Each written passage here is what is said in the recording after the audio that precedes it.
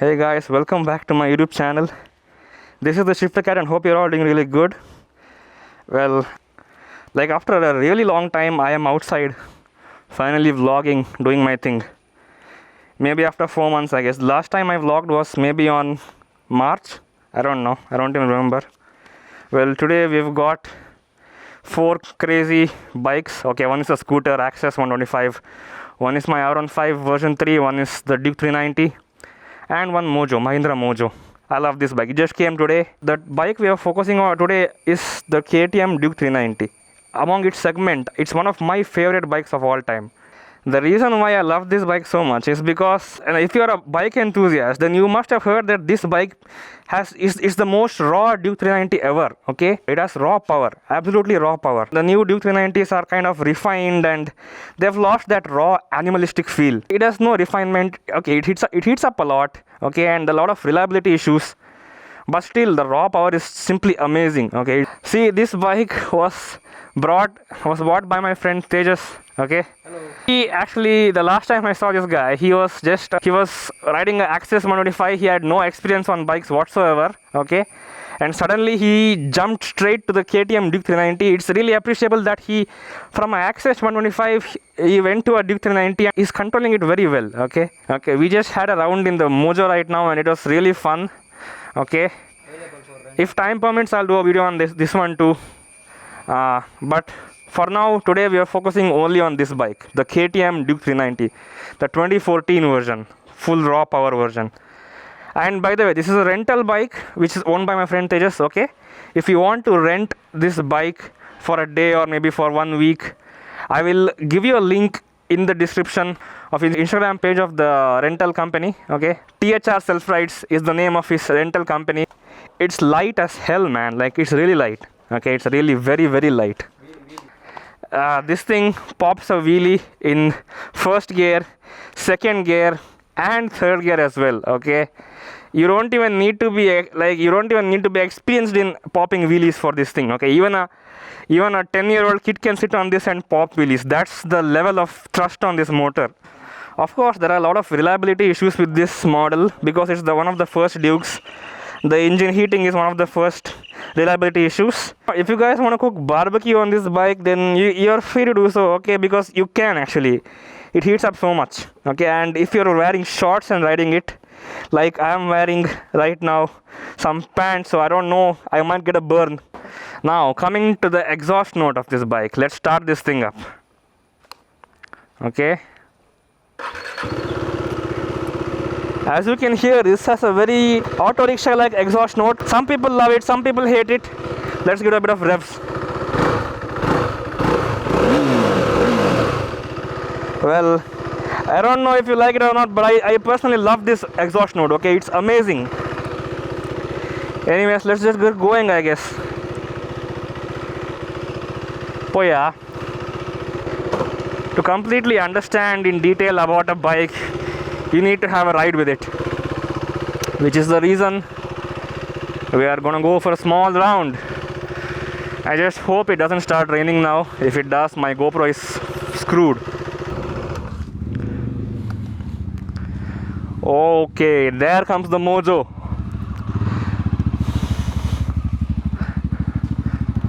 Onchuru rev kori onchuru rev koraita. Oh my god, that is amazing. Fuck, that's amazing.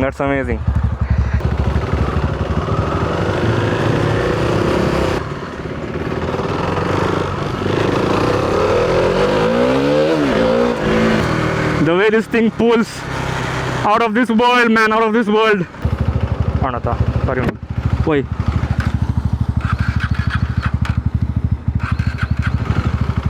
Wait.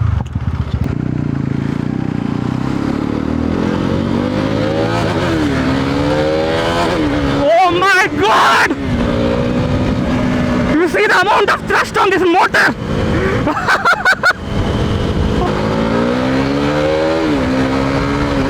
Oh shit!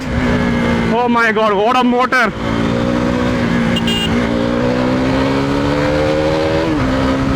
This thing just pulls and keeps on pulling all the way up till 10,000 RPM.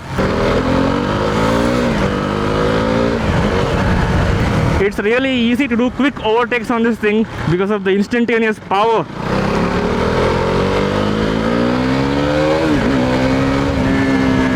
With a power figure of 43 bhp and 35 newton meters of torque, and with a weight of just around 155 kilos or something, around, I'm not sure about the weight, I think it's around 150 kilos. This thing's power to weight ratio is just insane, guys. Literally, it's insane. But this is what the bike struggles in, you know. Slow moving traffic, you can't really ride this bike slow, you know. That's the big issue with this bike. Because of the engine's peppy nature, it becomes really hard to ride this bike slowly. The engine is so peppy, the throttle movement is like on and off switch. Well, handling the twisties on this bike is really easy, to be honest, because of its composed chassis, because of the trellis frame and the lightweight. Handling the twisties becomes a really easy job. Now, where is this guy going?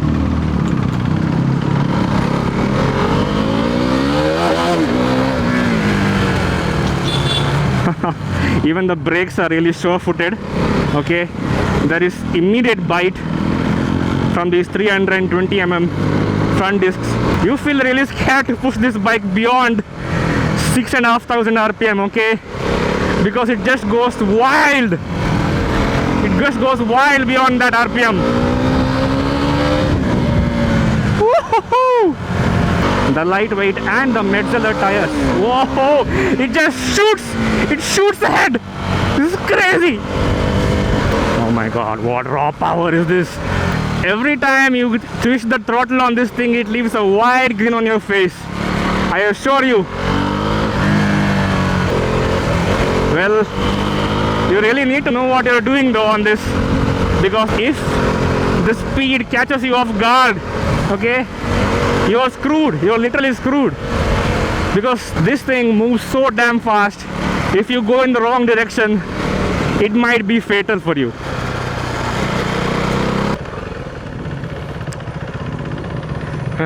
We're going on some off-road trails. This thing handles off-road rather fine. Not too problematic.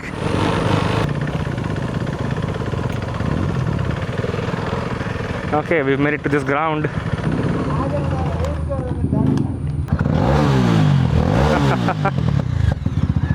Actually, there was a stigma with this bike that if you buy this bike, you will definitely crash. Well, that is all depending on the rider, to be honest, okay? Because the reason why people hated this bike so much was because of its, first of all, its extreme power. This bike entered the market when there were bikes like Pulsar 220 or R15. Those bikes were like, you know, 80, 16, 17, 20 bhp. People are not used to this kind of extreme power suddenly. When in 2013, when this bike hit the market, okay, it hit along with the CBR 250R, okay, but still, you know, from the Pulsar 220 and R15s to upgrade to such a huge, you know, power benchmark, it was overwhelming for people, and people were not able to handle the power so easily, okay, because of which there were a lot of crashes and mishaps on the road. So most of it had to do something with this, either this 390 or the old Duke 200. But to be honest, it all depends on the rider. If you are experienced, if you know how to handle this bike well, then I think you'll be fine with this motorcycle. There's no major issue. One more reason is there were lots of reliability issues, as last week the coolant of this bike was leaking all over the tank. Okay, and the engine, okay, this engine gets so hot in stop and go traffic, it literally shuts down, okay, it shuts down. Those are the only few issues actually, the coolant leakages and the engine heating. Other than that, this is a fine motorcycle. It all depends on the rider, how they handle it.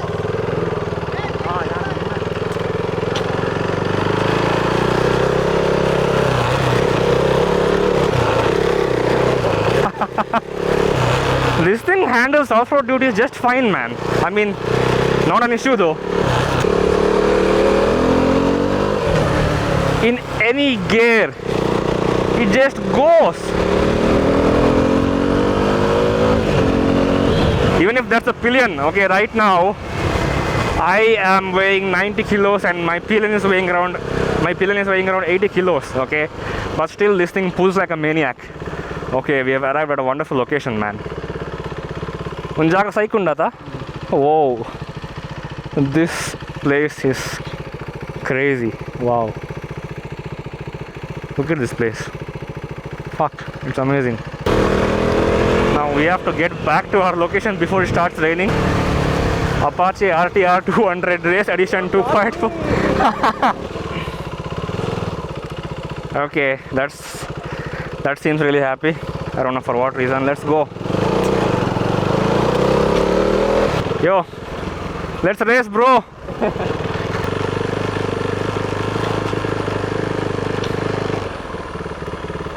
One of the more reasons I love this motorcycle is because the newer Dukes, the BS4, the BS6 versions, they are focused on more refinement and less, actually not less power output, but the thrill you get on this bike is not present on those two bikes, because in those the 2017 Duke and the 2020 Duke, the BS4 and BS6 versions, the torque curve is much more tamed and it's much more user friendly and it's much more refined overall. Just now, the way I did a power slide until 3,500 RPM, it was not too peppy, it was not too aggressive.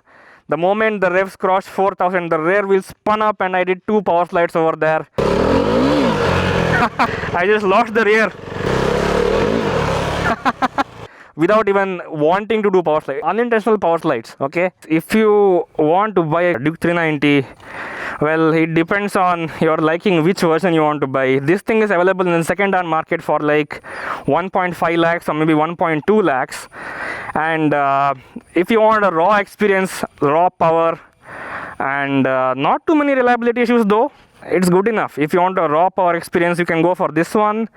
And if you want more refinement, you can go for the BS4 and the BS6 versions. Ideally, I would prefer the BS4 version because it's not too tamed, it's not too rash either like this one. Okay, it's a perfect balance between refinement and raw power. Okay, but the BS6 is just too tamed. It all depends on your personal preferences. If you want this bike, if you want the older version, you can go for it.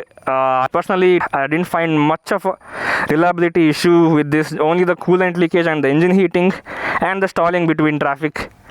Well, other than that, you can literally go for any model you want. So with that conclusion, we're gonna end the vlog today. Tell me in the comments whether you like my voiceover style of videos or this kind of real vlogs. Okay, take care. Have a happy quarantine. Quarantine ಮುಗಿಂಡ ತಮಾರ Mantra ತಿರ್ಗೊಂದು. Bye.